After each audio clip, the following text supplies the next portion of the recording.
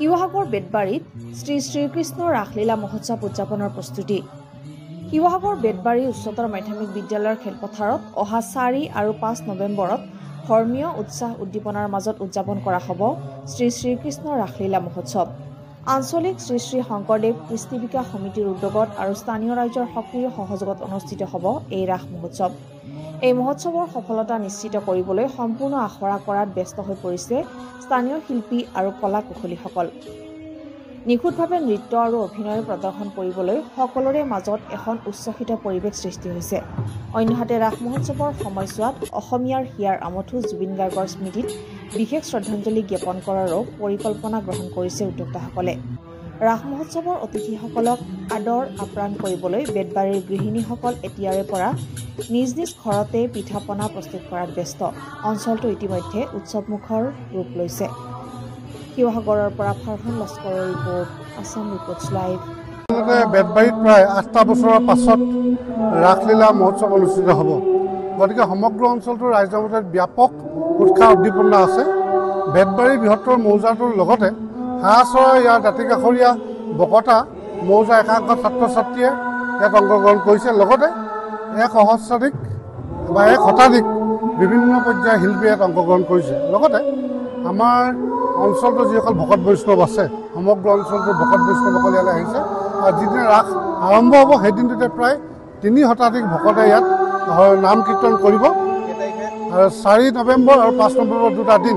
আৰু লগে লগে এটা কথা আপোনালোকক আমি অৱগত কৰিবলৈ ভাল পাইছোঁ যে বেতবাৰী অঞ্চলৰ যিবোৰ মহিৰো আছিল তেওঁলোকৰ নামত একোটাকৈ আমি বঁটা ৰাখি দিম। আৰু যিসকলে আচলতে বেতবাৰীৰ কাৰণে নিস্বাৰ্থভাৱে কাম কৰি গ'ল বা বৰ্তমান অকল যিসকল যুৱ প্ৰজন্মই কাম কৰি আছে তেওঁলোকক আমাৰ বেতবাৰীৰ এই ৰাসলীলা উদযাপন সমিতিয়ে এটা সন্মান প্ৰদৰ্শন কৰিব। ইয়াৰ উপৰি বেতবাৰীৰ যিসকল মহিলা আছে তেওঁলোকে ঘৰত পিঠা পনা বনাইছে। গতিকে ইয়াত যিসকল ভক্ত বৈষ্ণৱৰ উপস্থিতি হ'ব তেওঁলোকক যাতে আমি সঠিকভাৱে আপ্যায়ন কৰিব পাৰোঁ, বিভিন্ন অতিথি আহিব তেওঁলোকক যাতে আমি ভালদৰে আপ্যায়ন কৰিব পাৰোঁ। বেতবাৰীৰ যিটো অতিথি পৰায়ণতাৰ যিটো স্বভাৱ, যিটো শিষ্টাচাৰ আছে সকলোখিনি যাতে আমি তেওঁলোকক প্ৰদৰ্শন কৰিব পাৰোঁ। লগে লগে এই কথাটো আপোনালোকে বা আমি সকলোৱে অতিকৈ জানি গৌৰৱান্বিত যে এইকেইটা দিনত এই বিগত 2টা মাহ ধৰি সকলো ছাত্ৰী একেখন আকাশৰ তলত একেলগে নাচি বাগি সমন্বয় এক বাৰ্তা প্ৰেৰণ কৰিছে। আৰু এইটো কথাৰ লগতে আমি অনুকিয়াই থওঁ যে ঈশ্বৰ বন্দনাৰ লগে লগতে আমাৰ যিগৰাকী ঈশ্বৰ পুত্ৰ তেখেতৰ শ্ৰদ্ধাঞ্জলি অনুষ্ঠান আমাৰ 4 আৰু 5 তাৰিখে মুকলি থাকিব।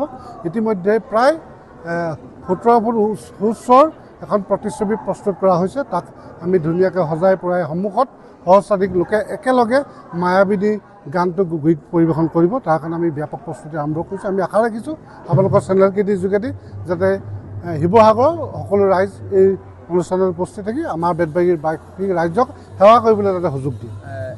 আখৰা ইতিমধ্যে শিশুসকলৰ আখৰা সমাপন হৈছে। এতিয়া গোপীসকলৰ কৃষ্ণৰ মহাৰাস লীলাৰ আখৰা চলি আছে। খন্তেক পাছতে কংখালৰ আখৰা আৰম্ভ হ'ব। গতিকে অঞ্চলটোৰ বিভিন্ন ৰাইজে বিভিন্ন শিল্পীয়ে ইয়াত অংশগ্ৰহণ কৰিব। গতিকে এয়া আমাৰ ব্যাপক উৎসাহ উদ্দীপনাৰ মাজত আমাৰ আৰম্ভ হৈ আছে আখৰা।